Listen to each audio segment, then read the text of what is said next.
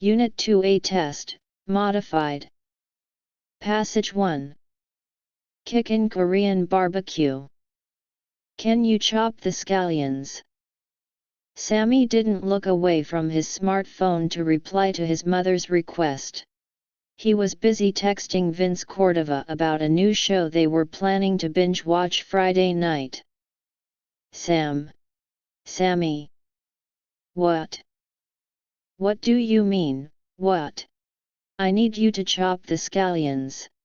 It was 11:30 a.m., and the town pavilion, the office building Janet's food truck, Chicken Korean Barbecue, was parked outside of was about to unleash a stampede of customers. I have to get this beef marinating, otherwise in a half hour I'm going to lose a bunch of hungry tax consultants to the chicken and waffle guys across street. Sammy smiled, but Janet couldn't see his eyes from under his royal blue cap. Then she realized he was still looking at his phone, which he was concealing below his knees as his fingers tapped the screen. Hey! She threw a kitchen towel at him, and it unfurled in midair and landed on his head, draping itself over the brim of his cap. Okay, I'll do it. Janet had made a name for herself in Kansas City, especially after a local magazine wrote a big cover story when she left her job as an attorney at a law firm after 7 years to start a food truck business. If her own mother had still been alive, she would have been quite upset with Janet for that. Her mother had spent years learning to speak relatively good English, and she'd been determined to make sure Janet graduated from a respectable college and became a lawyer. Even though she'd made Janet take Korean lessons every Saturday morning followed by violin lessons in the afternoon and cooked kimchi and other Korean delicacies with her at least once a week, Janet's mother had wanted her to succeed by American standards. And she had. She'd become a lawyer, just like her mother wanted, but she'd also learned to love barbecue, a local culinary favorite. She was an avid fan of the Kansas City Chiefs. She even loved playing softball. She had a wickedly fast windmill pitch, having played throughout college and graduate school and on the law firm's recreational team. Janet had succeeded by American standards in ways her mother couldn't have imagined, and in ways her mother probably didn't want, but Janet couldn't do anything about that. She was American, just as much as she was Korean, and even though her mother wouldn't have wanted her to do it, starting the food truck was Janet's way of honoring her mother and showing that she valued what her mother had taught her. Still, she was determined not to force Sammy to do the things her mother had forced her to do. He wouldn't have to take violin lessons, nor would he have to learn Korean. She was more than willing to let him take Korean lessons if he showed any interest, but he never did. She wasn't sure, however, whether she was doing the right thing, as Sammy didn't seem to want to play sports, nor did he have any serious hobbies. He got by in school, but he didn't apply himself. He was mostly interested in his friends. She hadn't been any different at his age, and she would have spent most of her time with her friends, too, but her mother would never have allowed it. Sammy finished chopping a stalk of scallions and put down his knife in order to glance at his phone. Hey Mom, Vince has to do something with his family on Friday night. He asked if we can hang out right now. Would it be okay if I headed over there now? Sure. He tried to read his mother's face, but she just carried on marinating the meat. He grabbed his backpack and threw it over one of his shoulders. Then he headed out the back door of the truck. He looked back at her serving her first guest. She was smiling, but it was a distant smile. Without saying a word, he climbed back into the food truck. Janet glanced over but still didn't say a word. He picked up his knife and a handful of scallions and started chopping. Which detail does the author include to demonstrate the theme that Janet has been very successful on her own terms? Janet graduated from a good college and became a lawyer. Janet loved to play softball and had a fast windmill pitch. Janet appeared in an article in a local magazine. Which statement best demonstrates a main theme of this text? Janet's mother loved her daughter, and she was determined for Janet to be successful in any culture. Janet had often disappointed her mother, and Janet wondered if her mother would still be disappointed in her. Janet's mother wanted her to retain her Korean culture, so Janet ate Korean foods and learned the language. Which sentence from the text best develops the theme of embracing both traditional and new cultural influences? She'd become a lawyer, just like her mother wanted, but she'd also learned to love barbecue, a local culinary favorite. He wouldn't have to take violin lessons, nor would he have to learn Korean. She was an avid fan of the Kansas City Chiefs. Which sentence from the text best demonstrates how Sammy's actions develop the theme of the importance of holding on to cultural traditions? Then he headed out the back door of the truck. Sammy finished chopping a stalk of scallions and put down his knife in order to glance at his phone.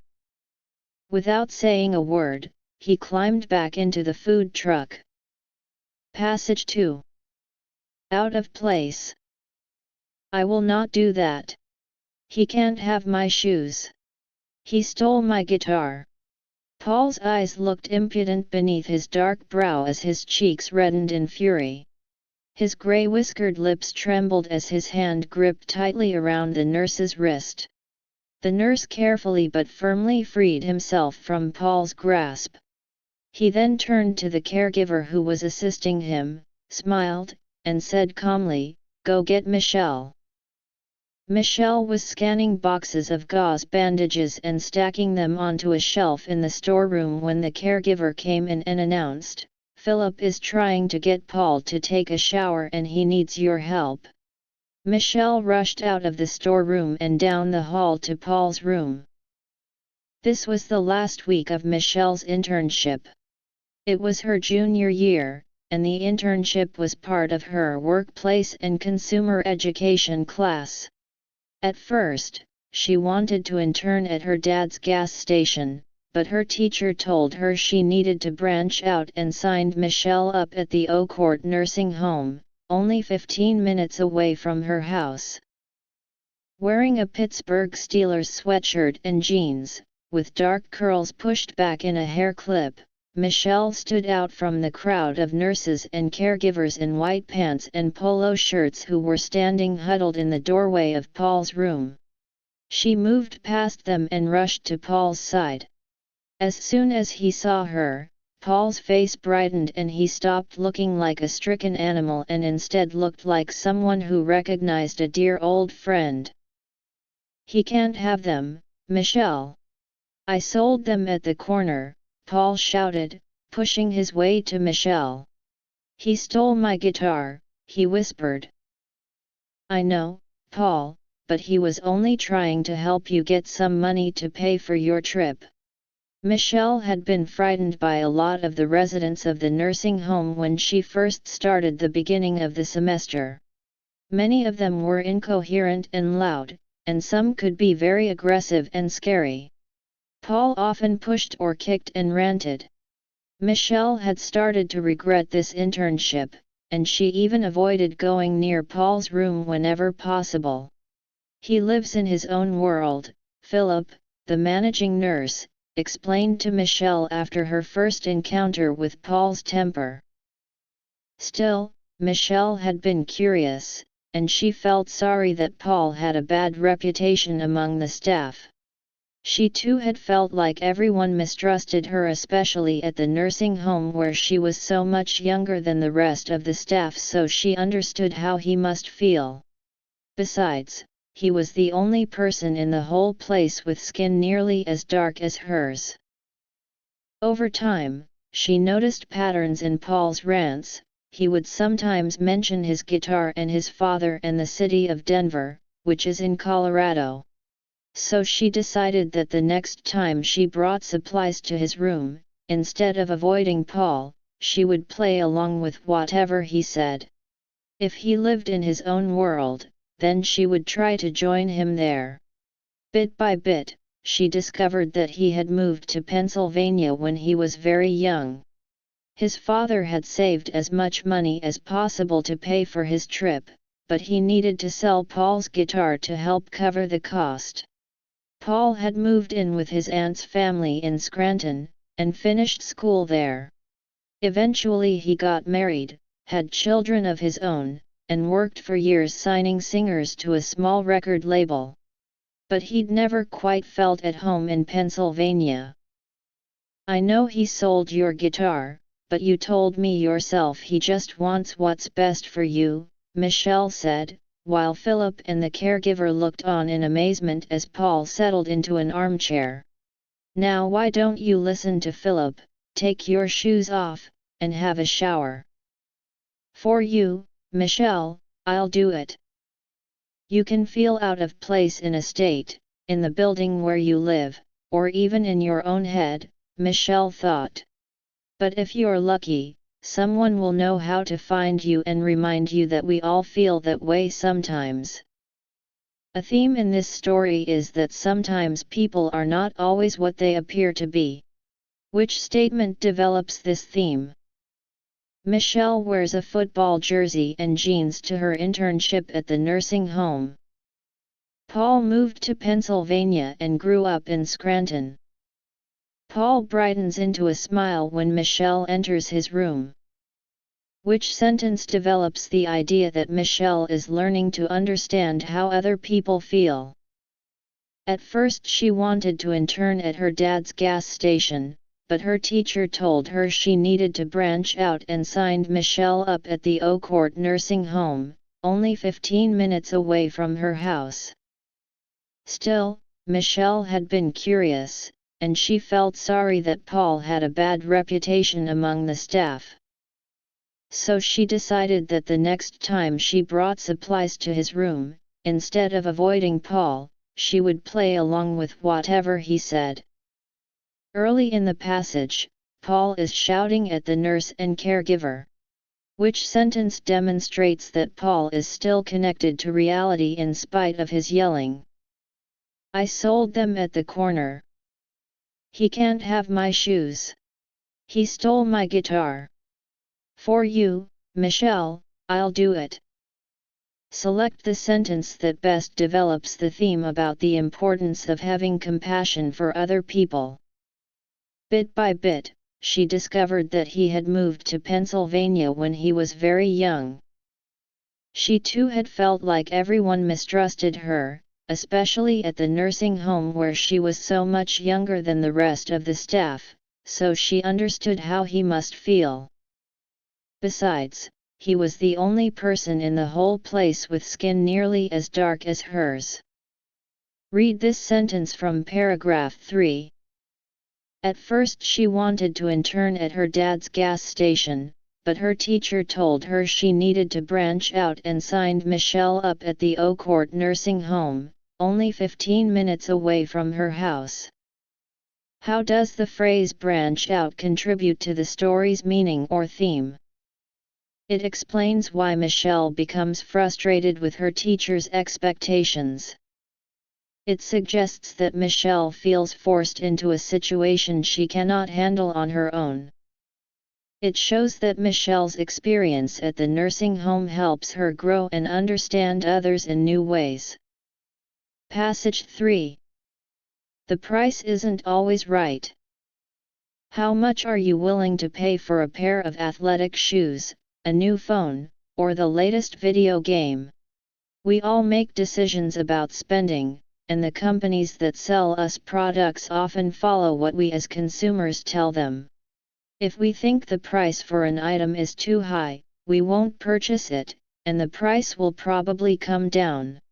If one company can sell products for a lower price than others, then they all have to sell their products for a lower price to stay competitive. Prices can also change from one place to another.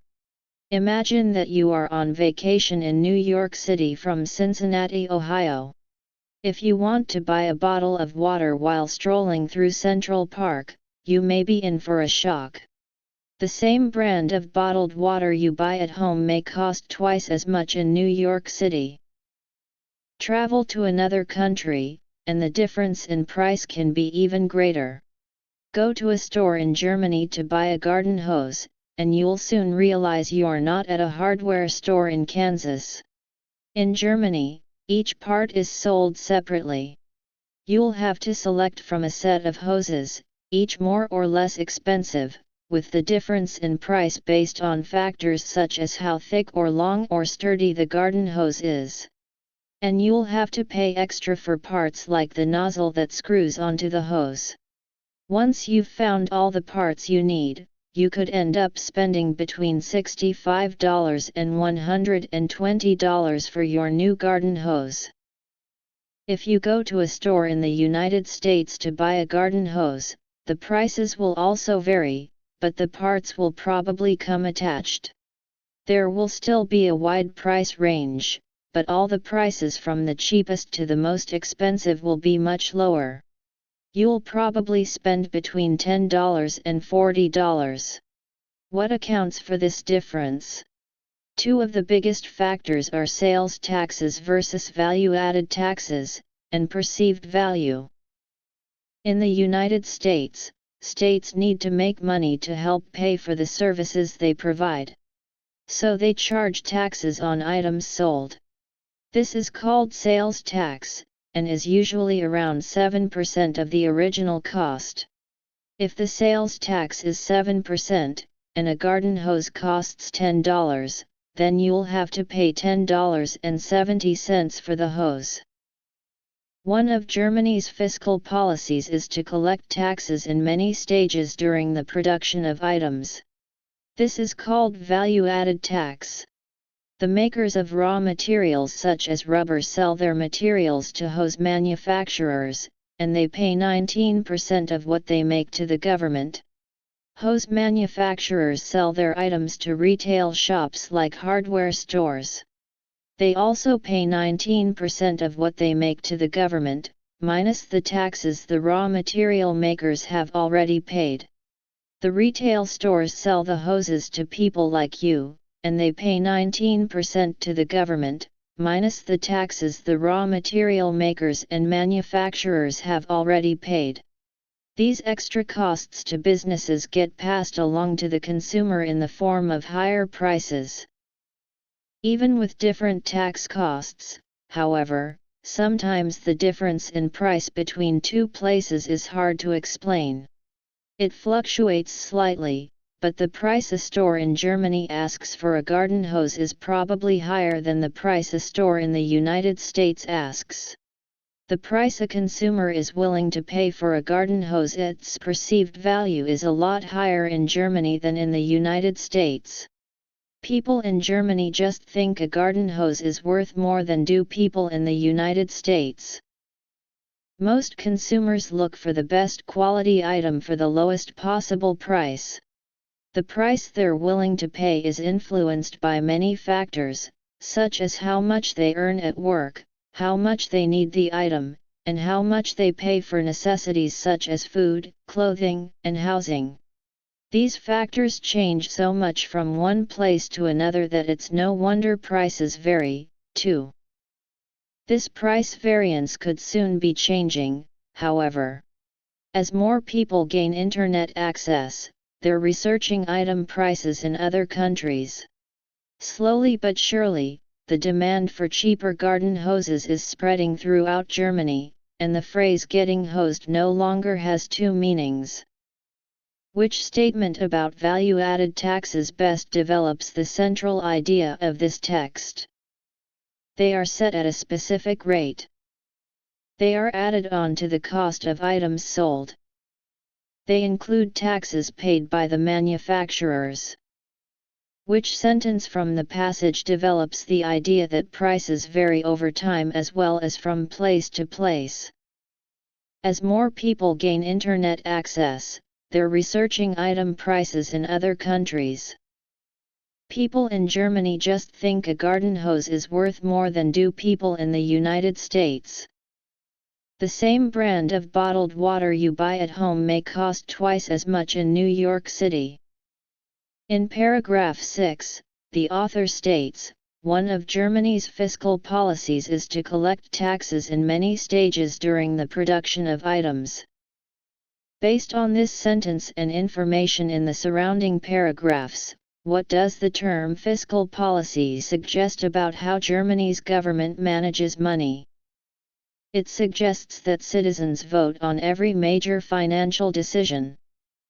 It means that the government sets rules for how and when taxes are collected. It shows that the government controls business profits to make products cheaper. The author states that the difference in price between two places fluctuates slightly. How does the author's use of the word fluctuates contribute to the overall idea about price differences? It implies that price changes are unpredictable but rarely affect consumers. It shows that prices are controlled by the government rather than consumers. It emphasizes that prices change over time depending on market conditions. How does the author develop the central idea that people have varying opinions about how valuable a product is? The author explains systems for collecting taxes vary according to where people live. The author explains the consumer's willingness to pay a certain price for a given item affects how the retailer sets the price. The author explains value-added tax is collected from manufacturers, retailers, and consumers. Which evidence best supports the central idea that people have varying opinions about how valuable a product is? We all make decisions about spending, and the companies that sell us products often follow what we as consumers tell them. Prices can also change from one place to another. One of Germany's fiscal policies is to collect taxes in many stages during the production of items. Passage 4. Excerpt from August Heat by W. F. Harvey. I found myself standing before a gate that led into a yard bordered by a strip of thirsty earth, where there were flowers, purple stock and scarlet geranium.